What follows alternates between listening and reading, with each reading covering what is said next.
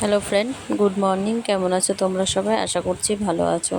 তো সকাল সকাল রেডি হয়ে বেরিয়ে পড়েছি ঘুরতে যাওয়ার জন্য।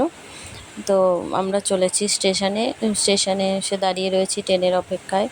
তো অনেক দিন পরে ঘুরতে গেলে মনটা বেশ ভালোই লাগে। তো আমার সোনামা সোনা পাপার তো খুবই খুশি ঘুরতে যাবে বলে। গরমে ছুটি পড়েছে, স্কুল ছুটি, একটু আধটু ঘুরতে না নিয়ে গেলে ওদের মনটা বেশ ভালো লাগে না। তো সেরকম কোথাও যাওয়া হয় না মোটামুটি, তাই একটুখানি ঘুরতে বেরিয়ে পড়েছি সবাই মিলে ফ্যামিলি নিয়ে।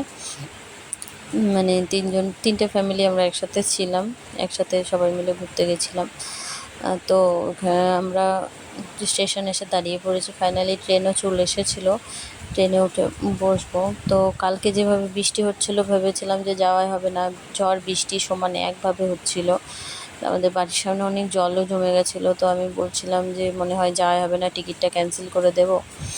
তো সকালবেলা বেশ মেঘটা পরিষ্কার হয়ে গেল, মনটা একটু ভালো হয়ে গেল যে না, এবার যেতে পারবো ঘুরতে। মানে অনেক দিন পরে তো এরকমভাবে ঘুরতে যাওয়া হয়, মোটামুটি খুব বেশি একটা ঘুরতে যাওয়া হয় না। তো চলে গেছিলাম দীঘাতে। দীঘা ফাইনালি পৌঁছে গিয়েছিলাম। আমাদের যেতে যেতে অনেকটা রাত হয়ে গেছিলো। আমরা ভেবেছিলাম ট্রেনে যাব, কিন্তু শেষমেশ আমাদের বাসেই করে যেতে যেতে হয়েছিল, কারণ ট্রেনটা প্রচুর লেট করেছিল।